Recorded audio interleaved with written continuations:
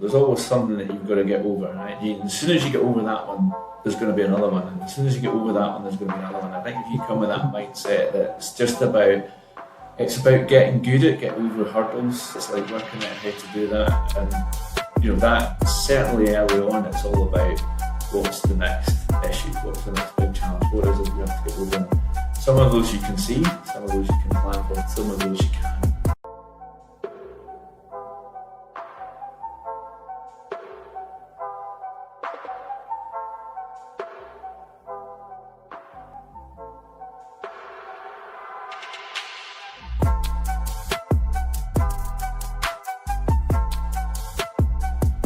Welcome back to the London Food Network podcast. Today's episode takes us somewhere extraordinary. Not just a business story, but a story of building a world-class whiskey distillery on a remote Scottish island with a population of just 160 people. I'm joined by Alasdair, founder of Isle of Raasay Distillery, the first legal distillery on the island, who turned vision, heritage and serious risk into one of Scotland's most talked about whiskey brands. We're talking about building premium from day one, funding and scaling in a remote location, tourism, brand storytelling and exporting globally, and what it really takes to create something that lasts generations. If you care about craftsmanship, bold decisions and building brands that stand for something, this episode is for you. So let's jump straight into it. Alasdair, tell me a bit more about yourself and what brought you to set up this distillery of yours. Welcome and thank you for having me on. Yeah, I'm Alasdair. I'm the co-founder and master distiller at Isle of Raasay Distillery. My great-grandfather was a whisky blender. So that company started in 1820 in Coldstream in the Scottish borders. He joined the business as an office boy in 1895 and he took over the business in 1923. Unfortunately for me, he retired after the Second World War and that was the end of the business. So some years on, 2009, I inherited his cellar book, which had all the blends that the company created from 1899 to 1916. So I set about recreating my great-grandfather's blend called the Tweedale, and that's really how I got into whisky. Before that, I did a degree in botany at Glasgow University. I worked in the food industry for about 30 years, so that's my background, really. So having recreated my great-grandfather's whisky, a blended Scotch whisky called the Tweedale, I did that by buying the 9 different casks from the 9 different distilleries that were in the blend and put it back together. After doing that, I realised that if I wanted to scale the business and continue doing that, then I would need investment. And at the time I was thinking of the investment, the money required to buy new fillings, to buy casks, to fund the maturation of that. And when I looked at the amount of investment required, I realised that I could probably build a small distillery for that amount of money. So that's really a light bulb moment for me, bit of a pivot, but actually the thought of having your own single malt spirit that you then mature. So that then set me off and wrote an outline business plan for a Borders distillery. And cutting a very long story short, I sort of pitched and got in front of everyone I could do that I thought might be interested in building a distillery. I met Bill Dobby. You can actually just see the two of us in the picture behind me. That's Bill and I with the very first cask of Raasay whisky. So Bill, serial entrepreneur, mostly in tech businesses, was looking to get into whisky, but also looking for more of a long-term, a legacy business. Bill originally was our only investor and very passionate about building a legacy for his family. So that's how the two of us came together. R&B Distillers, the company was set up in July 2014 and we started work on Raasay so we got planning permission in February 2016, broke ground in June 2016 and we started distilling in September 2017. Releasing our first single malt in November 2020. So that's really how it all came together. That's the background. Raasay, that's how Raasay came into existence. And when I was talking to Bill originally, obviously I was talking about a Borders distillery because of my family connection with whisky. But Bill said, actually, what about Raasay? And it's a long story, but Bill's oldest friend from school, Ian Hector Ross, Ian's wife Marion's family's from Raasay, and Ian had said to Bill, why don't you come up? There's a disused hotel, come up and look at it. So Bill went up with Ian in February 2014, the then disused hotel, Bordale House, and I went up with Bill in May 2014, stood outside the disused hotel, looked at the views of Skye and just thought, he's right, Bill's absolutely right, this is the place to build a distillery on Raasay. Yeah. That's how it all came about. Jeez. You make it sound as if it was all just a walk in the park. I don't see how, because so they started before 2014, but you did not actually release your first malt until 2020. So that's 6 years plus. Exactly. And that's the thing with whiskey. It's got to be in an oak cask for a minimum of 3 years before you can call it Scotch whiskey. So you've got all of that funding. If you think about the business as a whole, you've got the capital funding, and then you've got the funding the stock, and then you've got the funding to build a brand. So it's very much a long-term business. Yeah, absolutely. And I tell you what, a very risky business. If I'm looking at it from that point of view, it's a huge upfront investment, and then you've got a long time to actually produce the product. And then within that time, you've got to build the brand without the actual product to sell on, so that hopefully by the time the product is ready, you've got some buyers ready to take it. Yeah, that's right. There's two ways of looking at it. It takes a long time to build that, but also you do have the time. So for me, it was, I guess, the luxury of being given a blank sheet of paper, being able to design the liquid, design the process, design the oak policy to make that, and then that gave us the story, the kind of provenance behind the brand that we were building. So you've got that time to then build that into a brand and get into the why. Why Raasay? Why does it taste like this? Why have we gone for this style? You've got that. You do have that time to do it, but at the same time, you're right. It's just a very long time to actually get something to market. Interesting. And so describe to us when you did finally launch. Then you've got your first batch, and you're excited. What was that like? What was that moment like? Yeah, it's one of these things you don't often look back, but for our inaugural release, we come up with two different types of cask that we're using. So we do 6 months of unpeated malted barley and 6 months of peated. So we've got two different spirit types straight away. One of the things about releasing a whiskey at a younger age is that it has to be good. For me, what makes an excellent whiskey is you need complexity, depth and balance. So we had to think about how we were going to create that. So having two different spirit types in the same distillery, that helps us towards the complexity.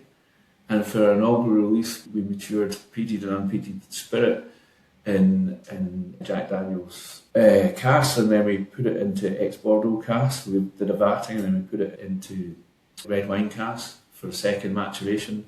And all of that adds the layers and depths that we were looking for, that complexity. So that inaugural release is very much a one-off. We put that up on our website 18 months before it was going to be ready, and that's a difficult thing when you're relatively unknown. People haven't heard of Raasay or Isle of Raasay single malt. So it took time, but we actually sold out of that first inaugural release in the September, and what we had said to everyone is that we would ship it to them and they would get it before Christmas. We actually bottled that and dispatched it in November 2020, but it actually sold out online in the September. So, wow. Yeah, pretty pleased with being able to do that ourselves. It was very much the kind of announcement of the last 70 bottles and everything went mad, and then everyone was upset that didn't get a bottle and all the rest of it, but it had been on the website for 18 months. It was interesting times, definitely. I tell you what, that must be crazy to manage such a long cycle of predicting what you're going to be selling in 3 years' time. Yeah, no, absolutely. And if you like, our signature single malt we released in June 2021, and it's basically, we talk about our 6 cask recipe in the SIA. So we say we do unpeated spirit and peated spirit, and then we have 3 different cask types. We have ex-rye casks, we have Chinkapin oak casks, and we have ex-Bordeaux red wine casks. So 3 different casks, 2 different spirits, that gives us 6 different cask types. They're all matured separately, and then vatted together after maturation just before bottling, and then reduced to bottling strength. So we refer to that as the dram, spelled with a double A, so dram, using the RAA from Raasay. And that's really what it's all about, signature single malt. But as you can imagine, having all of those different component parts, one of the challenges is managing that stock, and it's definitely not the easiest way to make a single malt whisky, but it does give us the complexity, depth and balance that we're looking for at a younger age. But how do you predict then? How do you look into the future and base your production quantities and timing? Well, that is the challenge. It's a challenge for any single malt company, and obviously we're in quite a cyclical industry, so there's booms and busts. Part of going back to 2012 when I was making the Tweedale blend, that's when things became really tight. The industry had been really successful, and it was really hard to get aged stock, and so people took age statements off to allow for the fact that it might not be 12 years old, it might be 11 years and 11 months, but you couldn't call it 12 because it's always going to be the age of the youngest spirit, so age statements came off. So these are the sort of challenges there are in the industry, and I think we have always looked at it from day one that our production, in an ideal world, you would sell half and you would age half on. Now we haven't got to that level yet. We've got a bit to go, but that's certainly where we would like to get to in terms of our sales, and that way you start to be able to balance the stock. If you think about it, if you've always got half the stock that's ready for bottling, and then the other half you're aging on to 10, 12, 15 years plus old, then you've got that balance of having younger stock that you can sell now and then older stock that you can sell in time. And one of the things that's always said is that it just gets older if you don't bottle it. So that's the challenges, and then I think the industry has definitely seen that over time. It's like, how do you balance these stocks? And we've just moved into a period now where there's moving into a downturn in the industry generally, globally, for Scotch whisky, and so people have actually started producing less because we're all looking at our cash flow and our costs, quite rightly in the current environment, but that means that there's less, through Scotland, less spirit being made. So if you look at it, probably 2024 was probably one of the probably most highest production of spirit for single malt, and now we're moving into a period where everybody's cutting back. So you can almost feel at some point in the future, in 10 years' time, things will become tight again because everyone's cut back in production. So it's just constantly trying to look at that, both as an independent business and as an industry, and trying to forecast. But things happen in the world, and there's definitely headwinds at the minute for Scotch whisky. Interesting. And how do you plan, though, in the sense, because right now you say there's a downturn, which is fine, but you're not looking at now because now you planned 3 years ago. Yeah, and now exactly. you're having to plan the next 3 years. So how does that work in terms of more of a optimist or a pessimist? Are you guys thinking to yourselves, okay, where are you putting the tips? I would say personally as an individual, I am a sort of eternal optimist, but this is the most pessimistic I've been from an industry point of view for a while. So I think it is a downturn. As I say, we've had 15 years of incredible growth in Scotch whisky. When we were thinking about building Raasay, I think there were 90 distilleries in Scotland, and now there's about 140. So that boom in new distilleries, there's obviously some concerns about the newer businesses, particularly ones that haven't actually got product yet. That's concerning times. So planning, for us, 10-year plan, 3-year plan, 1-year plan, and just looking at that on a monthly, 6-monthly basis. And I think one of the benefits we've got as a small independent distillery is that we can react quicker. If we are on it and completely on it, then we can make changes quicker as an independent business because there's not the layers of bureaucracy. We're not a multinational distilling company that's got lots of different departments and arms and all the rest of it. So I think for the bigger multinationals, they're maybe looking at different markets and shifting their focus from one market to another. For us, we're very much looking at key markets, where we're going to put our resources for the next to 12 months to 3 years, what are the markets that we're going to focus on, and how do we do it, and having a strategy in market to deal with that. So that's really where we are at the minute. Yeah, it's our 1 and 3 year plan changed. The 10-year plan very much still there. We still have that vision that we're working towards. So yeah, it's just about having flexibility.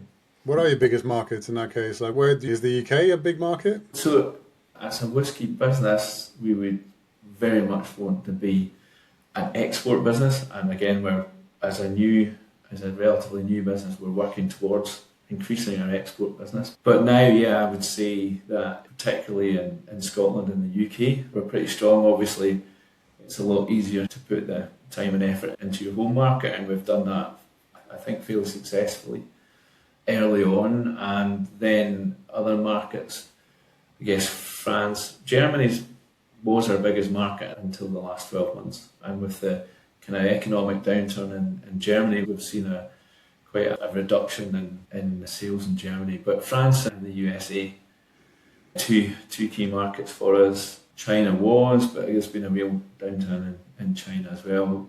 Japan, Korea are still important markets, but very difficult for different reasons in each market. It's very much having a strategy by market. In total, we export to about 50 countries. We have 50 different markets around the world, but they're the key ones for us.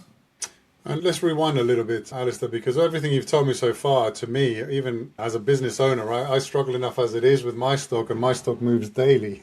You must have known some of this before you took on the challenge of setting up your own distillery. And I often want to know what it is that makes people like us actually venture into this kind of entrepreneurship world, because it's a very unforgiving world. And particularly in food and drink, the chance of success is very small and the cost is very high for most food businesses to set up. Yours seems to tick all the boxes for challenges. Yeah. And chances of success seem small purely because you're having to really put so much of your business on the future. It's not even about now.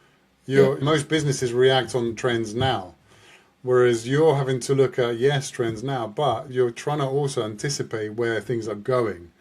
And that means that you've got to have some sort of superpower to look into the future. So let's rewind back before you thought about making this into a business. What was your mindset at the time? Because you were probably quite comfortable, I presume, with the career you'd built and where you were at and what you'd achieved in that time. What is it that made you flip your mindset onto entrepreneurship and risk taking? Yes. So I think there's two different parts to that, and it's really myself and Bill. So for me, it's very much about the passion. I've got the heritage through my great-grandfather connection to whisky, and just being passionate about trying to create something that is contemporary in a traditional industry.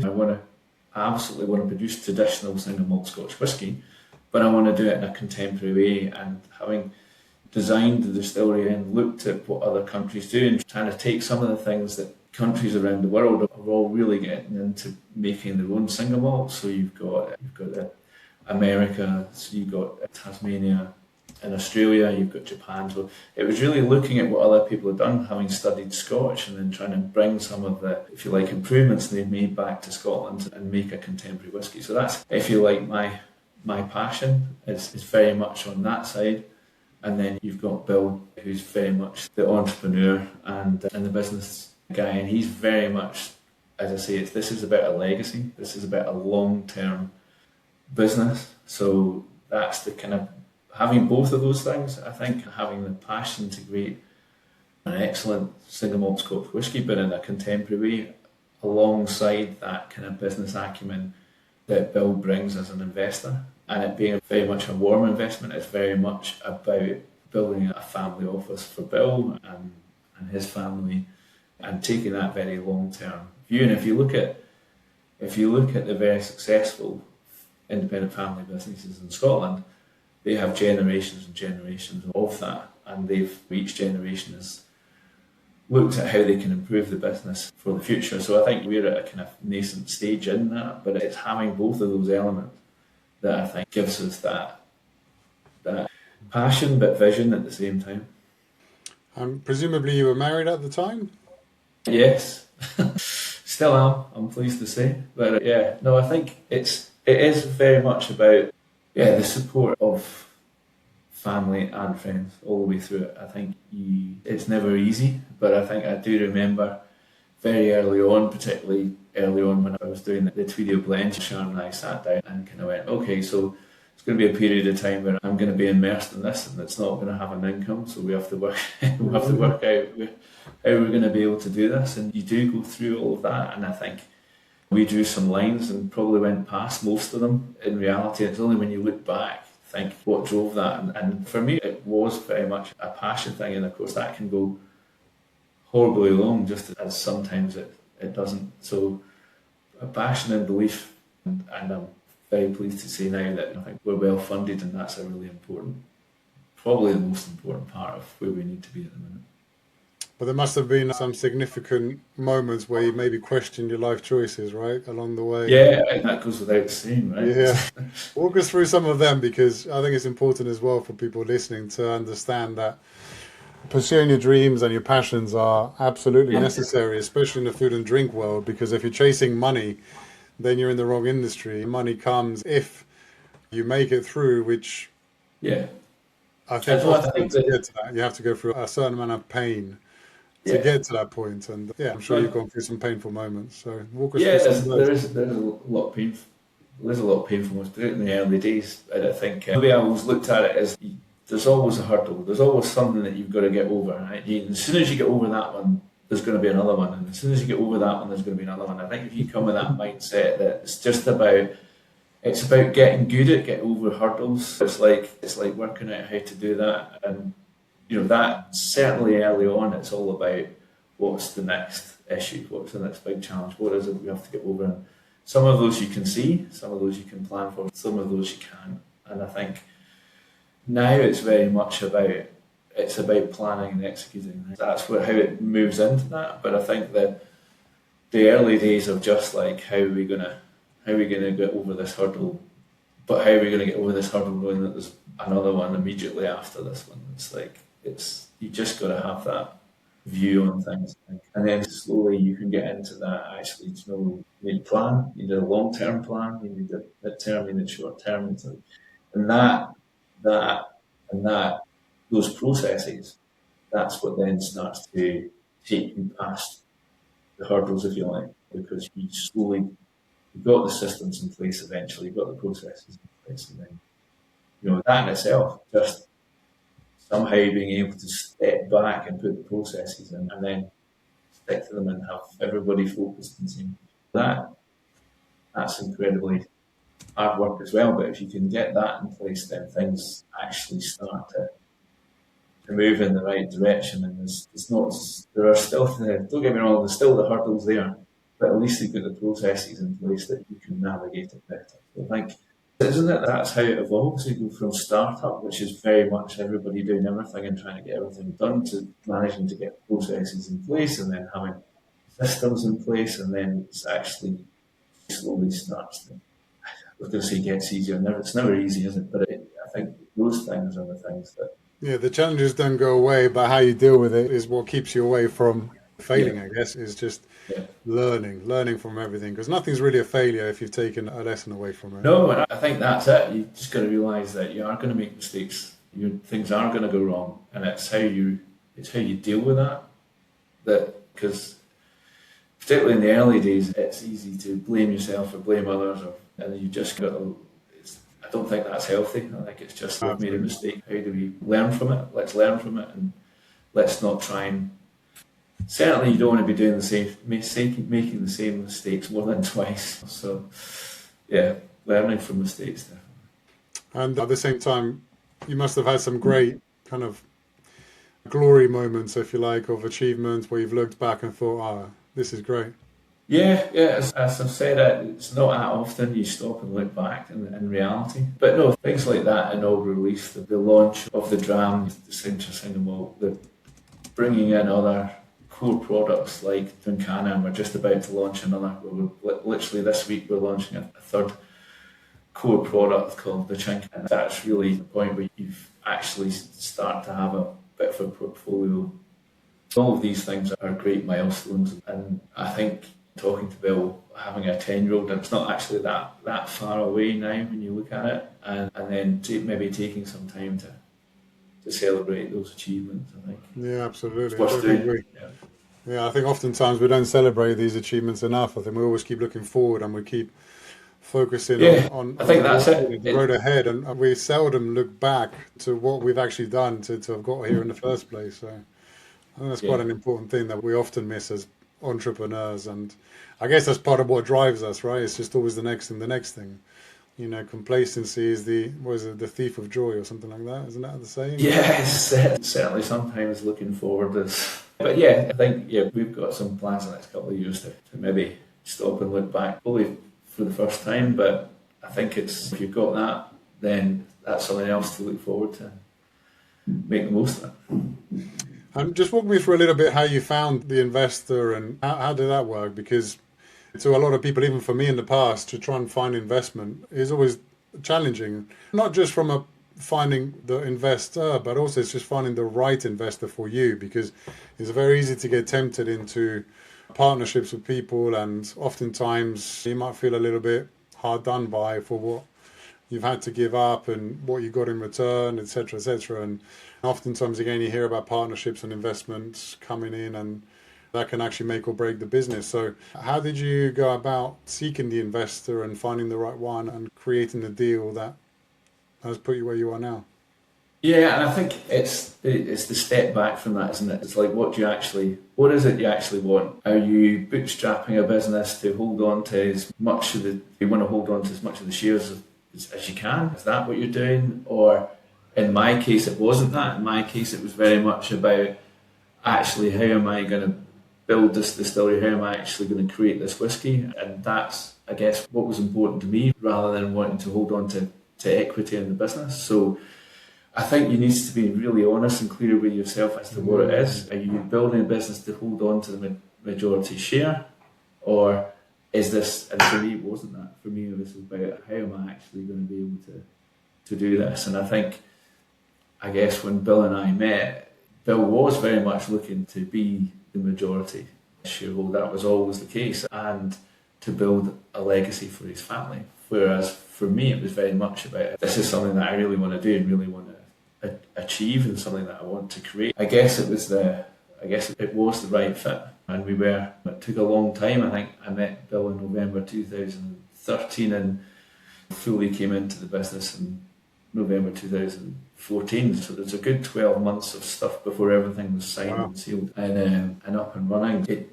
But I think it needed that and we had to look, and in the process we looked at a whole lot of other things that we could do together and work through various options and other ways of creating a business. And so I think for me that was a long 12 months, clearly, but I think we're seeing the benefit of it now, because I think we were pretty open with each other as to what it was we wanted to achieve. So I think that it can be difficult sometimes, because you can kid yourself as, I'm doing this because then I'm going to make X out of it, and maybe that's not really why you're doing it. But the reverse of that is, if it is why you're doing it, you need to structure the investment completely differently. So I think for me it's just being honest. Sometimes the hardest thing in the world is to be honest with yourself, and I think at that stage you really need to be honest with yourself and very clear the sort of investment you're looking for, where it is that you want to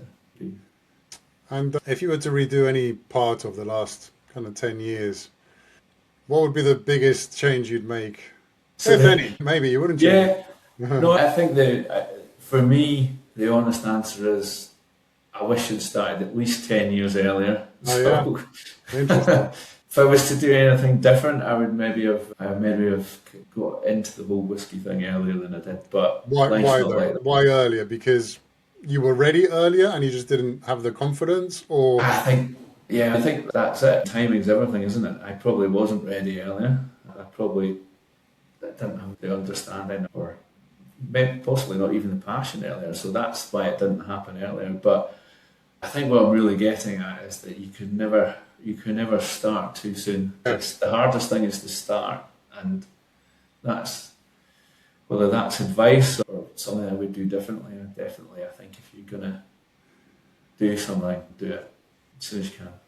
Yeah, just get on with it. This is partly why I asked that question, and the following question was going to be just that, like, what would you advise somebody in your shoes where they are in this kind of situation where they've got a nice comfortable career they've carved out, but they've got this passion of some sort or product idea, whatever it may be, and they want to venture out in the entrepreneurship world? What would your advice be for that person?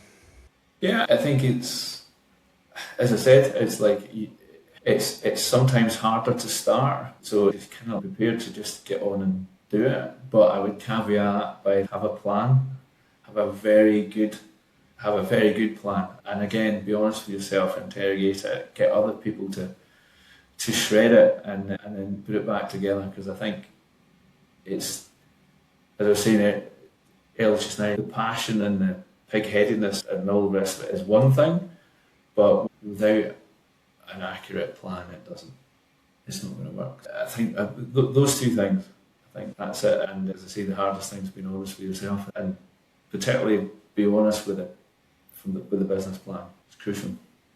Nice. And what's the kind of big plans for moving forward? Well, where do you see the brand going in the next kind of 12, 18 months?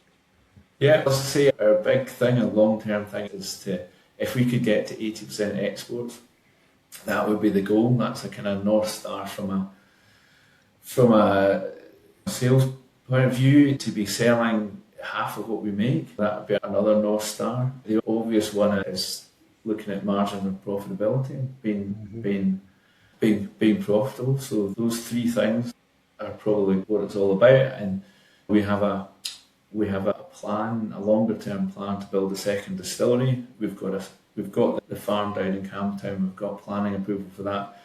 Due to the current climate, that's all on hold at the minute, but it's very much an ambition to do that when the environment's right, and when the economic climate's right to do that. So they're the kind of big things going forward. And then if you think about that, means building another brand, and so it's almost not quite back to square one, but it's making sure that's complementary to what we're already doing. And that's, we don't want anything to cannibalize what we're doing, so it's making it complementary to what we're already doing. Nice. Thank you, Alasdair, for your time today. That's fascinating. Actually, the first actual distillery owner that I've talked to that has made everything from scratch, especially from a multi-generational recipe, which is great to keep it alive, or in fact, you've reignited it, and hopefully we'll keep it alive for years to come. Thank you all. That was Alasdair Day, founder of the Isle of Raasay Distillery. And a reminder that great businesses aren't built on convenience, they're built on conviction. From launching Scotland's first distillery on Raasay to creating a vertically integrated whisky experience with hospitality, tourism and global exports. This is what long-term thinking really looks like. And if you enjoyed this episode, please share it with someone building something ambitious. Leave a review and follow us as well. And absolutely go and check out their website. Actually, we didn't talk about that. What is the website so we can guide people to it? RaasayDistillery.com. Cool. And we'll obviously tag it as well on the comments. Thank you so much for joining us, Alasdair. I really appreciate your insight into this. And thank you to Embrace AI Consultancy, who sponsors this podcast, where we help businesses streamline marketing, lead generation and sales so you can focus on building brands that matter. I'm Sebastian Candelon, and this is the London Food Network. See you on the next one.